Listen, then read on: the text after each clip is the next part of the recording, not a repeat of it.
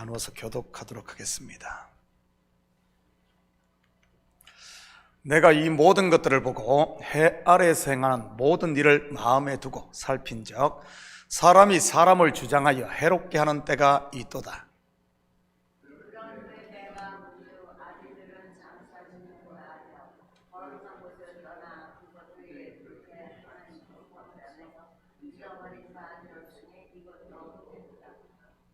악한 일에 관한 징벌이 속히 실행되지 아니하므로 인생들이 악을 행하는 데에 마음이 담대하도다.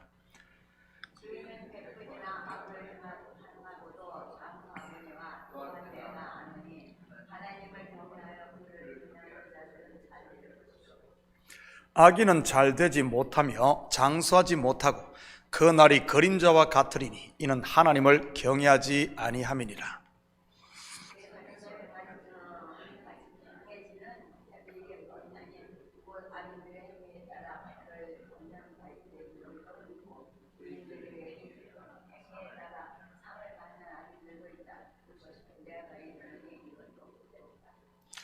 이에 내가 희락을 찬양하노니 이는 사람이 먹고 마시고 즐거워하는 것보다 더 나은 것이 해 아래에 없음이라.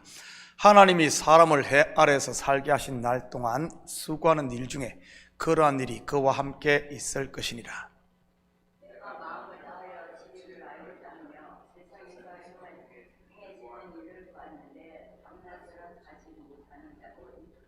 함께 읽겠습니다.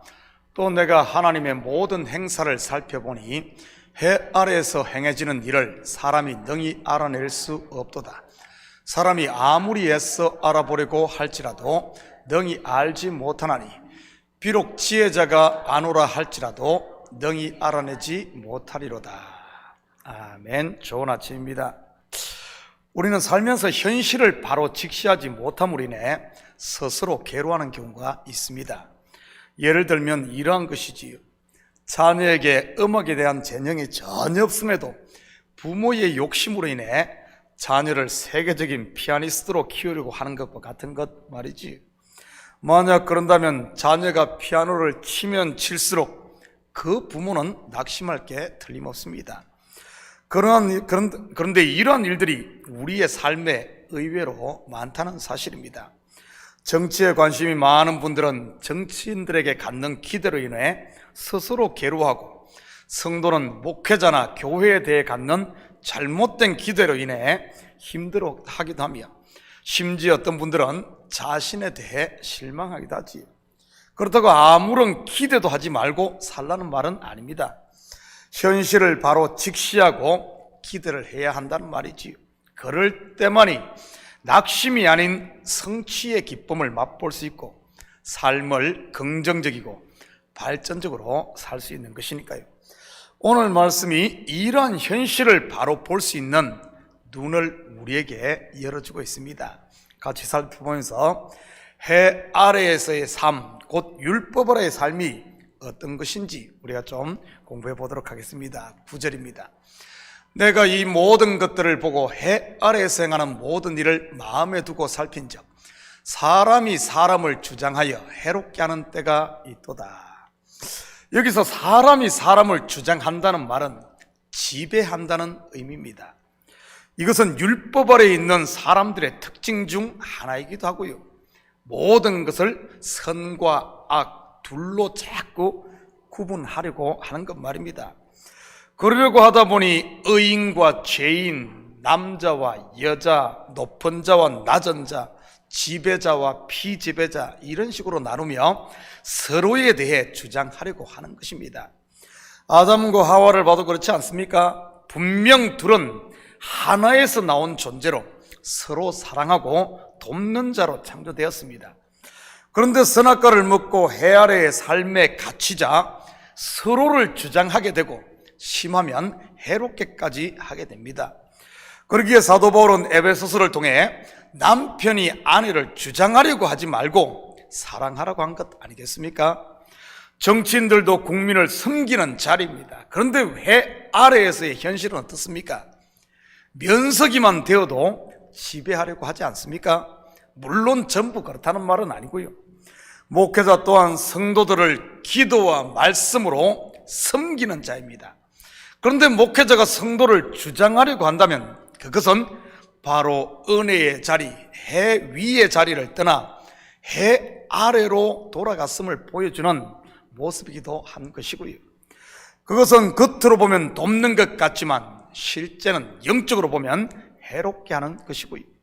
아무튼 해 아래에서는 이런 일들이 항상 있다는 사실입니다. 이런 현실을 직시하지 못하고 우리가 유토피아만 꿈꾼다면 결국 스스로 낙심하게 되는 것입니다.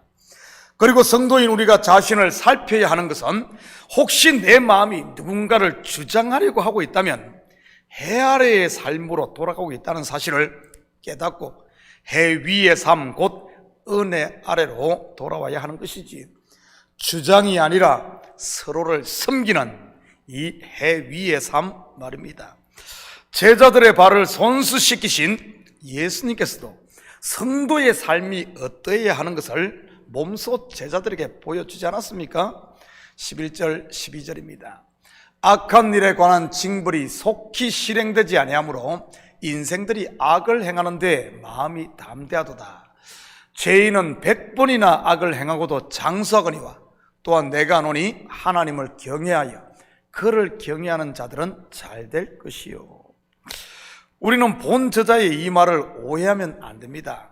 마치 징벌을 속히 실행하면 악을 저지르지 않는 것처럼 말이지요.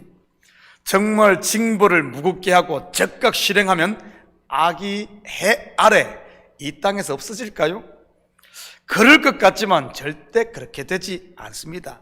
물론 겉으로야 악이 없어진 것처럼 보일지 모르지만 오히려 더 엄밀하고 교묘해질 것이 틀림없습니다. 왜냐하면 근본이 죄인인 인생에게서는 이 악이 계속해서 나을 수밖에 없는 것이니까요.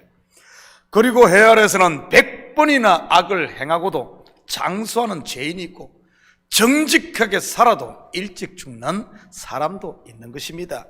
한마디로 말하면 해 아래에서의 삶은 모순으로 가득 차 있다는 말이지요.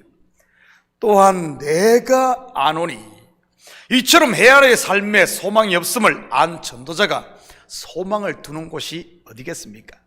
바로 해 위인 것입니다. 고난 가운데 있었던 욥 또한 같은 고백을 하는 것을 보게 됩니다. 욥기서 23장 7절에서 10절입니다. 거기서는 정직한 자가 그와 변론할 수 있은즉 내가 심판자에게서 영원히 벗어나리라. 그런데 내가 앞으로 가도 그가 아니 계시고 뒤로 가도 보이지 아니하며 그가 왼쪽에서 일하시나 내가 만날 수 없고 그가 오른쪽으로 돌이키시나 배울 수 없구나.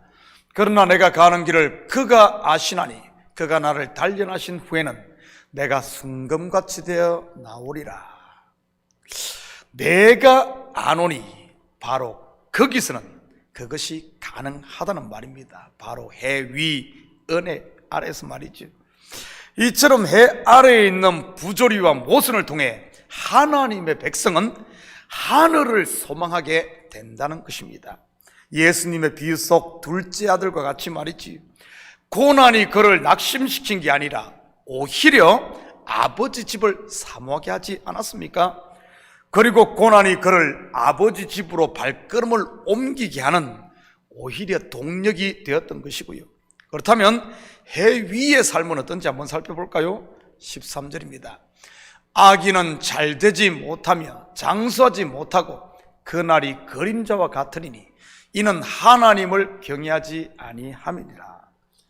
그곳에서는 여호와를 경외하는 의인이 잘 되는 반면 악인은 그림자와 같은 것입니다. 다시 말해 진리를 안 사람은 해 아래에서의 삶, 곧 율법 아래에서 쌓았던 인생들의 의가 그림자였다는 사실을 알게 된다는 말이지요. 제가 주일 설교에서도 잠시 언급했던 유치원에서 배웠던 것들 말이지요. 자기 아들을 십자가에 내어 주기까지 우리를 사랑하시는 하나님의 사랑을 알지 못할 때는 율법 아래에서 율법에서 난 내 의의 최고의 가치를 둡니다. 예를 들어 남들보다 헌금 많이 한 것이라든지 봉사 더 한 것이라든지 심지어 직분까지도 자기가 얻은 어떤 벼슬이나 상급으로 생각들을 하지요. 그러면서 그러지 못하는 분들에 대해 믿음이 없느니 하면서 판단을 하게 되고요. 그러다가 은혜를 알면 어떻게 되는 줄 아십니까? 그런 것들이 전부 배설물이요, 그림자였음을 알게 되는 것입니다. 사도 바울 또한 진리의 눈이 열리고는 빌립보서에서 같은 고백을 했던 것이고요. 그러면서 나오는 고백이 무엇이겠습니까? 내가 죄인 중에 괴수였구나 인 것입니다. 나는 의인, 너는 죄인, 나는 인류신자, 너는 삼류신자가 아니고요. 바울은 은혜 받은 성도의 삶을 이렇게 묘사하고 있지요. 빌립보서 2장 1절에 4절입니다. 그러므로 그리스도 안에 무슨 권면이나 사랑의 무슨 위로나 성령의 무슨 교제나 긍휼이나 자비가 있거든 마음을 같이하여 같은 사랑을 가지고 뜻을 합하며 한 마음을 품어 아무 일이든지 다툼이나 허용으로 하지 말고 오직 겸손한 마음으로 각각 자기보다 남을 낫게 여기고 각각 자기의 일을 돌볼 뿐더러 또한 각각 다른 사람들의 일을 돌보아 나의 기쁨을 충만하게 하라. 절대 높은 데 마음을 두지 않고 눈높이를 맞춰 한 마음을 품는 것입니다. 자기만 잘났다고 따로 노는 게 아니고요. 그리고 언제나 자기보다 다른 사람을 낮게 여기고요. 다시 말해 자기가 없어지는 겁니다. 그러니 자유로울 수밖에 없는 것이지요. 다시 말해 해 아래의 삶은 우리를 자꾸 얽어매지만 해 위의 삶은 우리를 자유케 하는 것입니다. 이 새벽 여러분의 마음을 한번 점검해 보시기 바랍니다. 나는 매인자인지 아니면은 자유한 자인지 말이지. 혹시 매에 있다면 다시 해 위의 삶, 은혜의 자리로 돌아와 자유할 수 있기를 축복합니다. 14절입니다. 세상에서 행해지는 헛된 일이 있나니 곧 악인들의 행위에 따라 벌을 받는 의인들도 있고 의인들의 행위에 따라 상을 받는 악인들도 있다는 것이라. 내가 이르노니 이것도 헛되도다. 우리는 이러한 모습을 복음서를 통해 확인할 수 있습니다. 율법을 통해 자기의 자신이 죄인임을 알았던 죄인들과 세리 그리고 창기들은 죄인으로 정죄함을 받는 벌을 받고 있었습니다. 모두에게 손가락질을 받으면서 말이지요. 반면 죄인 중에 괴수와 같은 악인이면서도 의인의 상을 받고 있었던 바리새인들과 서기관들도 있지 않았습니까? 잔치와 상석과 칭찬뿐만 아니라 명예와 부까지 다 누리면서 말이지요. 해 아래에서의 삶의 모순을 보여주는 현장이었던 것이지요. 업사이드 다운된 이런 해 아래의 세상 말이지요. 혹시 여러분의 삶 현장에서 이런 모순들을 봅니까? 그럴 때마다 한숨만 쉬면서 낙심하지 마시고 그럴 때마다 해 위를 소망할 수 있기를 축복합니다. 그것이 바로 성도의 지혜인 것입니다. 땅의 것을 통해 하늘의 소망을 두는 것 말이지. 사랑하는 성도 여러분, 오늘 하루도 땅을 통해 하늘을 살고 그림자를 통해 실체를 보며 고난을 통해 나를 향한 하나님의 사랑의 깊이와 넓이와 높이를 더 알아 땅에 매여 부자유한 삶이 아닌 오히려 이 땅을 통해 하늘을 소망하고 그분에게 우리에게 주신 은혜와 평강 그리고 복음 안에 있는 이 자유를 마음껏 누리며 사는 이런 복된 하루 되기를 예수님의 이름으로 축복합니다. 같이 기도하십시다. 사랑의 아버지 하나님, 참으로 감사를 드립니다. 우리가 현실을 직시할 수 있는 이런 눈을 주셔서 이 땅에 소망을 두고 사는 것이 아니라 또 이 땅에서 내 뜻대로 안 된다고 아버지 원망하며 살 것이 아니라 이 땅에서 아버지 하나님 참으로 아버지 하나님 소망이 없을 때마다 하늘의 소망을 두고 우리에게 주신 아버지 하나님 복음 안에서 자유함을 누리며 사는 저희들 될 수 있도록 축복하여 주시옵소서. 이 새벽도 간구하는 기도 제목마다 주님 들으시고 참된 주께서 아버지 하나님 십자가를 통해 이루신 이 구원을 우리가 누리고 그 안에서 은혜와 평강을 맛보며 우리에게 있는 이 소망을 세상 가운데 전하며 사는 저희들 될 수 있도록 도와주시옵소서. 감사드리며 예수님의 이름으로 기도드립니다. 아멘.